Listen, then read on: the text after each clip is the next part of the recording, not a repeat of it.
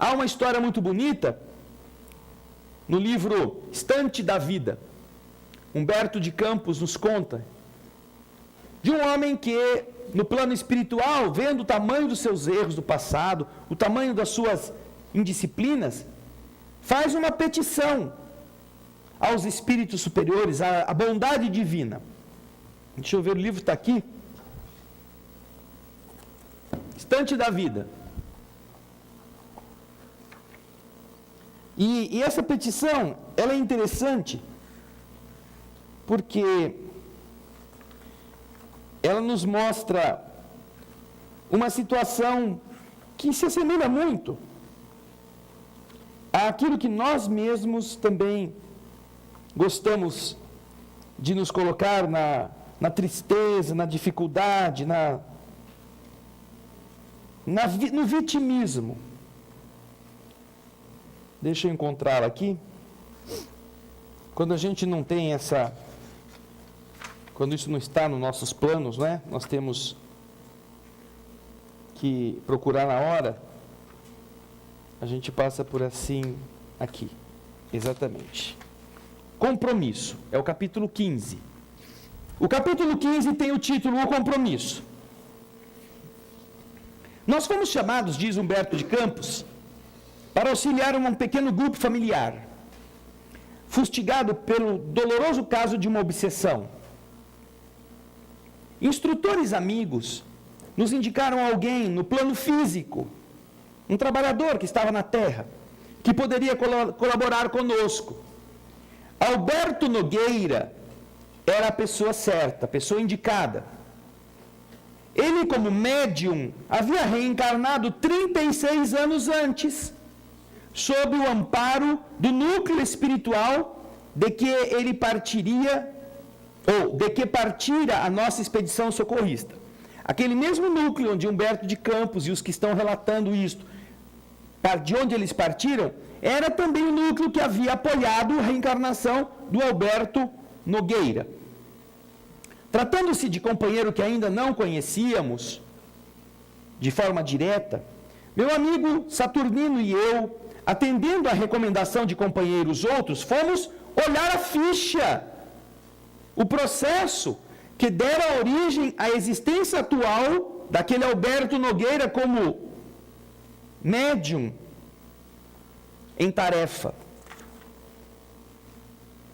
Então, mergulhamos na consulta essas fichas. Vocês também têm fichas, não é só o Alberto, nós todos temos, tá bem? Você em casa também, não é porque está assistindo aí no quentinho da sua casa que você não está livre da ficha, tá? Humberto e o Saturnino, comovidamente, leram a súplica que o próprio Alberto, antes do renascimento, ali tinha grafado, solicitando a oportunidade de voltar à Terra. Então, começava assim a solicitação dele, no documento espiritual. Senhor Jesus, conheço a minha posição de espírito delinquente e por isso rogo a vossa permissão para retornar ao campo terrestre de modo a resgatar minhas faltas. Pequei contra as leis de Deus, ó divino tutor de nossas almas, e fomentei intrigas nas quais, a meu mando, pereceram dezenas de criaturas. Destruí lares, abusando da autoridade de que me assenhoreei por atos de rapina, e perverti a inteligência, patrocinando o furto e o crime, a espalhar a fome e o sofrimento entre meus irmãos de humanidade. Concedei-me a volta ao corpo terrestre, Senhor, com os necessários recursos da provação depuradora. Provação depuradora. Quero que a lepra me desfigure, a fim de que eu pague com lágrimas constantes as feridas que abri nos corações indefesos. Quero padecer o abandono dos entes mais queridos, para que eu possa aprender quanto dói a deserção dos compromissos abraçados. Rogo, Senhor, se tanto for preciso, que eu passe pela extrema penúria, esmolando o pão que me alimente e a veste que me agasalhe as feridas que mereço. se julgardes mais conveniente a minha depuração, dai-me a loucura ou a cegueira para que eu possa expiar minhas faltas, seja nas angústias do hospício ou nas meditações agoniadas da sombra. Compreendo a extensão dos meus débitos, e se considerardes que devo apagar-me num cérebro incapaz ou retardado, fazei-me essa concessão. Seja através de calvários morais, ou pelos mais detestados tormentos físicos. Valei-me, Senhor, e dai-me novo corpo na terra. Quero chorar, lavando com lágrimas de fogo as nódoas do meu passado, e expor-me às mais duras humilhações, a fim de regenerar minha vida. Senhor, concedei-me as aflições de que me vejo necessitado, e anulai em mim qualquer possibilidade de reação. Fazei-me padecer, mas fazei-me viver de novo entre os homens. Quero corrigir-me, quero recomeçar. Bendito seja o vosso nome, Senhor. Bendita a vossa mão que me salva e guia. E logo abaixo do requerimento, comovedor, obviamente, vinha a assinatura daquele que adotava agora no mundo a personalidade de Alberto Nogueira. E logo depois da assinatura, vinha o despacho da autoridade superior, que em nome do Cristo assim determinava e respondia: o Senhor pede misericórdia, não o sacrifício. O interessado resgatará os próprios débitos em uma vida normal, com as tarefas naturais de um lar humano e de uma família, em cujo seio encontrará os contratempos justos e educativos para qualquer criatura com necessidades de reequilíbrio e aprimoramento.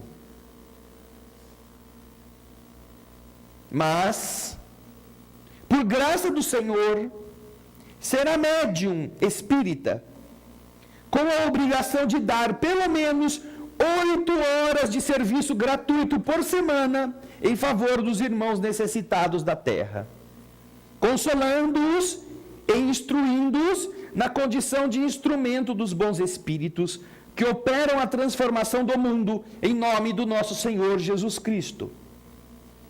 Desse modo, assumirá compromisso aos 30 anos de idade, na próxima existência, e praticará a mediunidade com o Evangelho de Jesus até os 60, quando serão encerradas as oportunidades de trabalho e elevação, resgatando assim, em atividade de amor, os débitos que teria fatalmente de pagar através do sofrimento.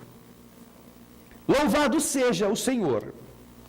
Terminava a resposta dos espíritos superiores. Diante de páginas tão expressivas, certamente Saturnino e eu não poderíamos alongar anotações. Partimos então em busca do ceareiro do bem, passando antes pela moradia da obsessão instalada, aonde se encontrava aquela pessoa que nós teríamos que ajudar. Penetrando a cidade em que se nos situaria o serviço programado e atingindo a casa em que deveríamos trabalhar, vimos, para logo, uma jovem vampirizada por infeliz irmão, desde muito tempo habituado à perturbação no reino das sombras. Um espírito atacando uma jovem encarnada. Imprescindível socorrer a menina ingênua, alertar-lhe a mente, sacudir-lhe as forças profundas da alma com informações e instruções suscetíveis de libertá-la. Nada de perder tempo. Depois de uma prece, conseguimos influenciar a genitora, a mãe da menina, colocando-a com a filha obsediada a caminho de um centro espírita cristão, aonde Alberto Nogueira estaria em serviço, na evangelização daquela noite, segundo os avisos que nós havíamos recolhido da esfera superior. entre aflição e desapontamento, chegamos ao centro e não encontramos Alberto no lugar de trabalho. Então, através da via telepática, perguntamos ao simpático dirigente da casa espírita aonde estava Alberto, e ele nos respondeu em pensamento que o referido amigo abandonara a pontualidade e aparecia de vez em quando no trabalho. E então surgira o impasse. Uma vez que, para ajudar o processo obsessivo, nós precisávamos de Alberto. Munidos das informações necessárias, conseguimos colocar de novo a mãe e a filha a procurá-lo, juntamente conosco. 20 horas e 20 minutos. Achamos Alberto em bonita varanda, lendo um jornal do dia, em uma larga espreguiçadeira. Inspirada por nós, a desvalida senhora solicitou-lhe a ajuda mediúnica, em socorro da doente. Humilhou-se, rogou, chorou, mas Nogueira respondeu inflexível: não, senhora, não lhe posso ser útil. Realmente, por 2 longos anos servi na condição de médium nas obras da caridade. Finalmente adoeci. Aliás, não sei se adoeci ou se me cansei. A senhora sabe, não é um homem que é pai de família como eu, com deveres enormes a cumprir, tem que zelar pela própria saúde. Preciso defender-me. E porque a infortunada mãe insistisse, atendendo aos nossos pedidos de espírito, Alberto terminou a conversa numa tirada humorística. Minha senhora, a única criatura que trabalha dando de si, sem pensar em si, que eu saiba até agora, é só o burro.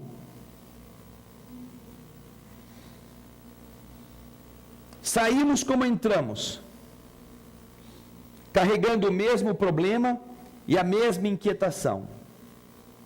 Aquele espírito valoroso que pedira a lepra, a cegueira, a loucura, a idiotia, o fogo, as lágrimas, a penúria, o abandono, a fim de desagravar a própria consciência no plano físico, depois de acomodar-se nas concessões do Senhor, esquecera todas as necessidades que lhe eram próprias para o reajuste e preferia a ociosidade, enquadrado em pijama, com medo de trabalhar.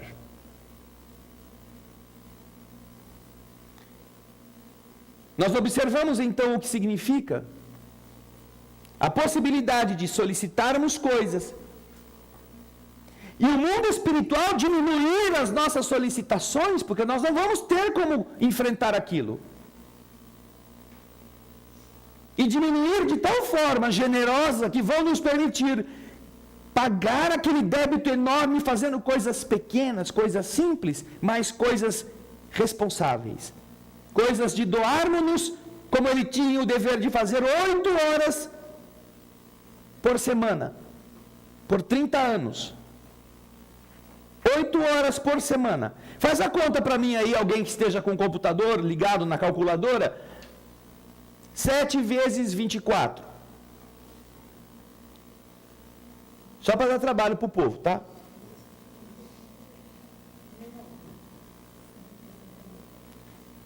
Vamos lá. Já tem gente de cabeça que já fez.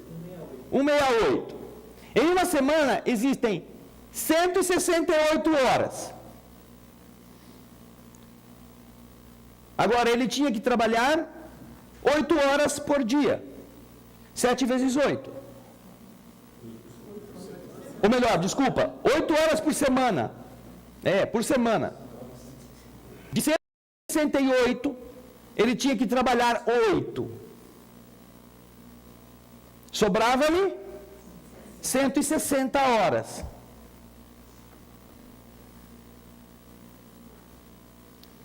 E ele achou que era pesado demais.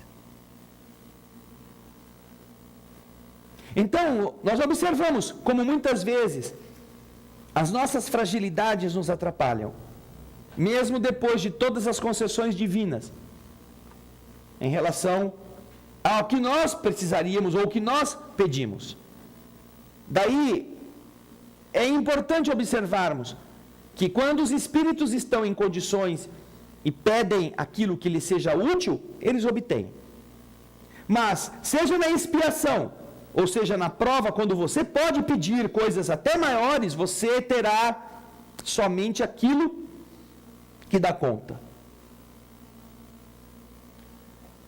Então, aquilo que nós estamos enfrentando, aquilo que você em casa, que nos assiste, você que está participando do nosso estudo hoje, está passando, se é uma expiação, está dentro do padrão que você, como espírito endividado, pode aguentar. Porque senão não teria sido autorizado. E se é uma prova, é a mesma coisa que acontece com o Alberto Nogueira. Você pode ter pedido tragédias homéricas, mas só te foi autorizado aquilo que, por amor, por dedicação, você pode fazer. Em 168 horas de uma semana, os espíritos pediram somente 8 de devotamento. E se ele, durante 30 anos, fizesse só 8 horas por semana, todo o mal que ele elencou no que ele pediu, a lei do universo consideraria sanado. Consideraria que ele havia vencido. Então, puxa vida. Se a pessoa trabalhasse 2 horas por dia durante 7 dias, ela trabalharia 14 horas. Não foi isso que pediram. Pediram 8 horas. Se trabalhasse então 1 hora por dia, 1 hora e 15 minutos, 1 hora e 10 minutos, 1 hora e 12 minutos por dia, ela cumpriria 8 horas numa semana.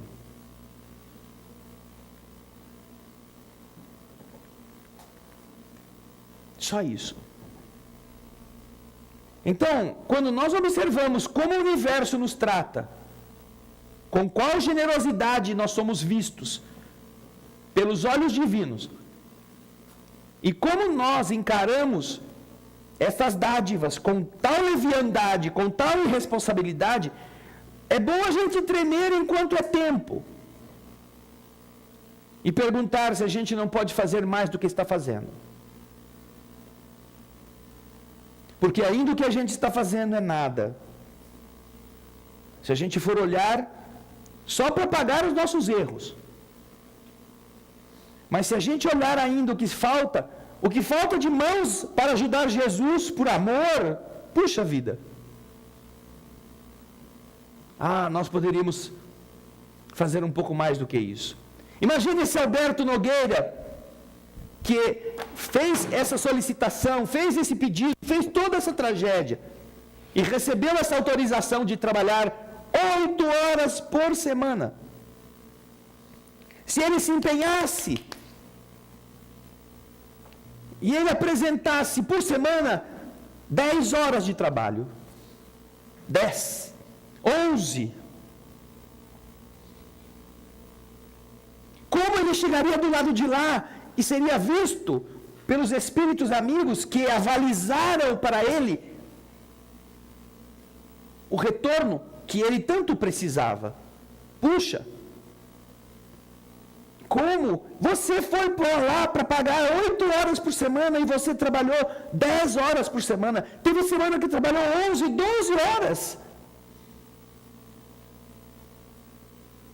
Então, 8 é para eu pagar dívida. E o que sobrou é para ajudar Jesus, por amá-lo. Para ajudar o Pai que me deu a vida, fazendo algo positivo, construindo o mundo, de acordo com as minhas limitações. Por amor, não por dívida, não por dever, não por ser imposto pela minha consciência. Mas não, vai chegar do lado de lá, depois de trabalhar 2 longos anos. E vai dizer o que depois que ler isso daí que ele escreveu? E vai dizer o que depois que ele ler o que respondeu à autoridade superior?